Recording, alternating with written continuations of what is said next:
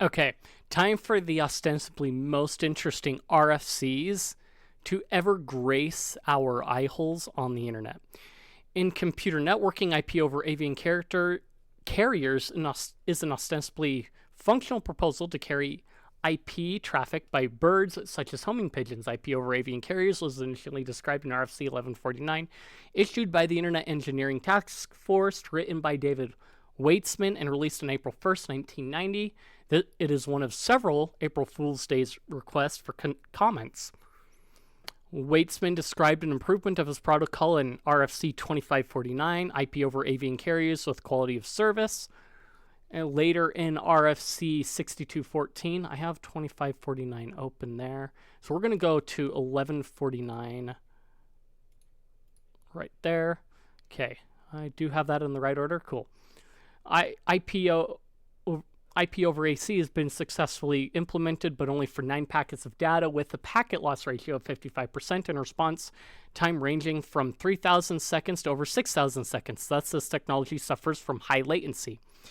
On 28th of April 2001, IPoAC was implemented by Bergen Linux User Group under the name CPIP, Carrier Pigeon Internet Protocol.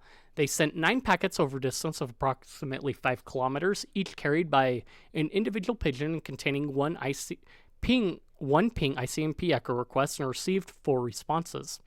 This real-life implementation was mentioned by the French Member of Parliament, Martin Billard, in the French National Assembly during debates about Internet law. Okay. Blah, blah, blah. Okay, it's some government thing. Okay, so going through the RFC, it's actually pretty short, it looks like. Let's see.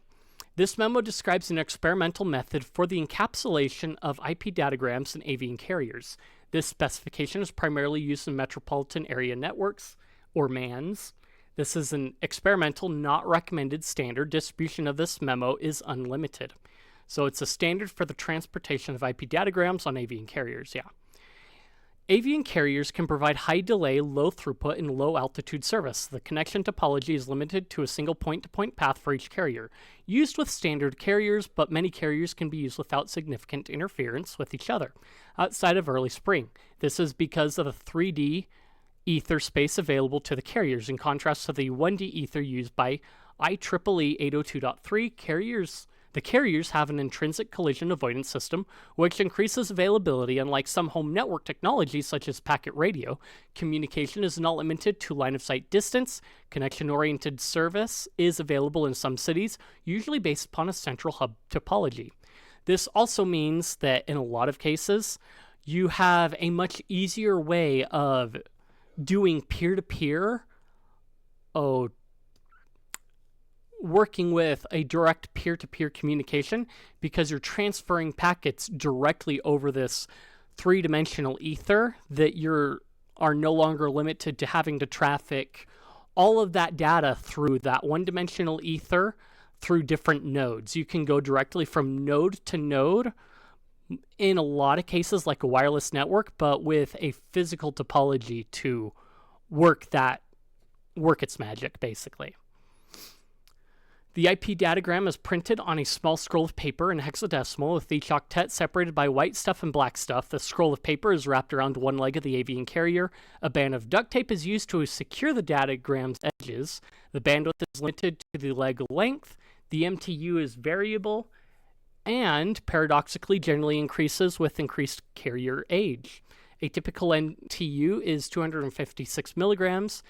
Some datagram padding may be needed. Upon receipt, the duct tape is removed and the paper copy of the datagram is optically scanned into an electronically transmittable form.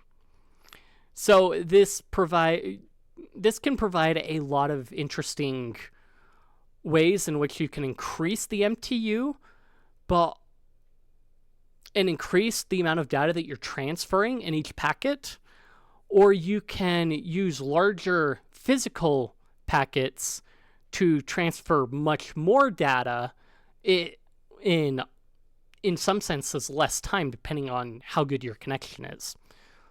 And in some cases, it can be even faster to transfer data over this protocol above other protocols that may be available depending on your connection through those other protocols and paths. Multiple types of service can be provided with a prioritized pecking order.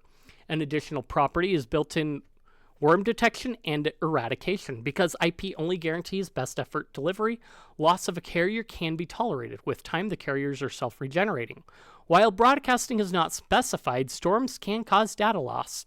There is persistent delivery retry until the carrier drops. Audit trails are automatically generated and can often be found on logs and cable trays. So the audit trails may also be found on some automobiles. It's just, you can't always identify the time that it was over that area because the automobile may not be in that same place later on in the day. So it becomes harder to identify that. Other times you may be able to reliably use like roofing as an audit trail to see what path your carrier took. And with the storms thing, that can be very, very difficult because in a lot of cases, much like even Starlink or some wireless broadband providers, storms can affect that. And in the case of Starlink, you may see solar storms that affect the data loss and the inability to receive data. It's just in this case that storms mean that the carrier cannot provide the service necessary to get it from point A to point B. Security is not generally a problem in normal operation, but special measures must be taken, such as data encryption, when avian carriers are used in a tactical environment. And we've seen this very much so. You do run the risk of data loss by shotgun or by birds of prey. So those are things to look out for when looking at it. Let's see. As noted in here, we've also got in December 2000. So with those considerations in mind, we will go over the other two RFCs related to this. Yeah. I don't know if I want to do... this one's more detailed, it looks like. That one has a bit more detail. So, yeah, we'll cover the other two RFCs related to it. But, let's see. A pandemic wouldn't affect IT systems directly was humorously criticized for neglecting to consider RFC 1149 and RFC 2549 in its analysis. Known risks to the protocol include carriers being attacked by birds of prey, as noted. Unintentional encapsulation in hawks has been known to occur, with decapsulation being messy and the packets mangled. Carriers being blown off course. While broadcasting is not specified, storms can cause data loss. Absence of viable local carriers. In some locations, such as New Zealand, a significant portion of carriers are only able to execute short hops, and only at times when the background level of photon emission is extremely low. This describes the flightless and nocturnal nature of kiwi.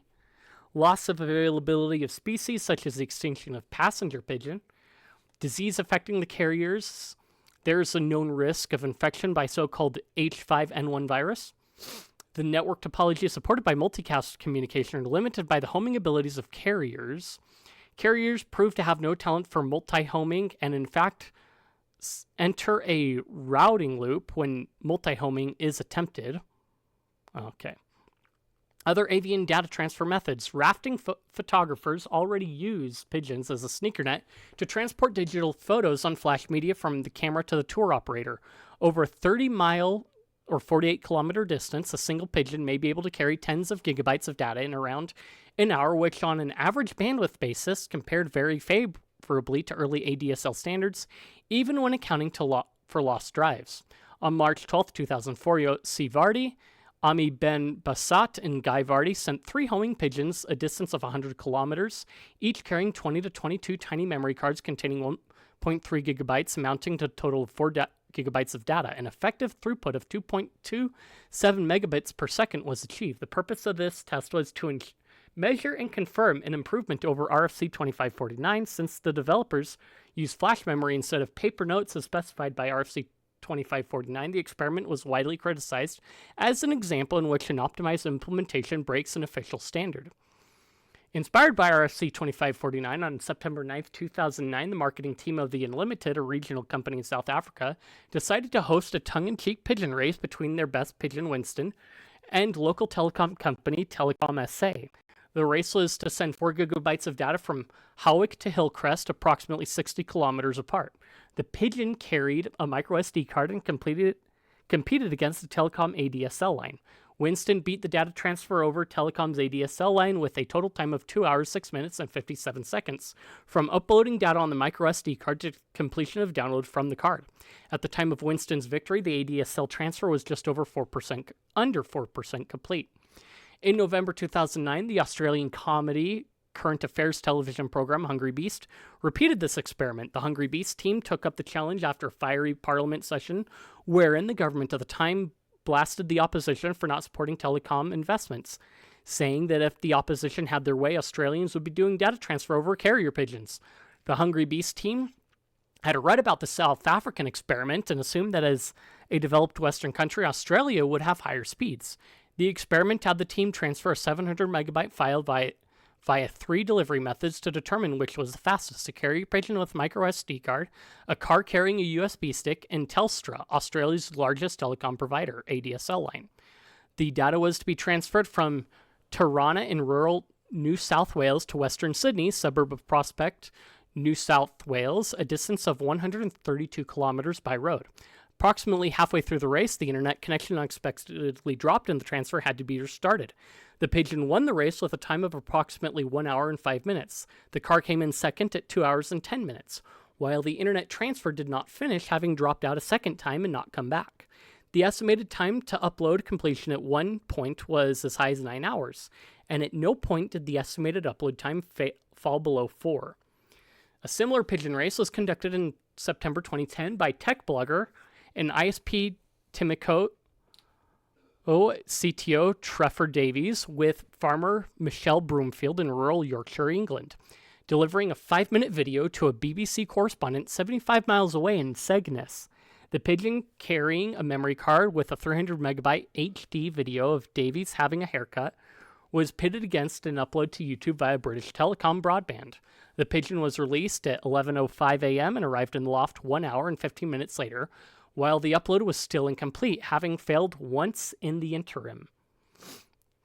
So as you can see, carrier pigeon, very, very much more efficient than a lot of these others. I will cover the other 2 RFCs related to carrier pigeon, IP, in another video. So yeah, look forward to that.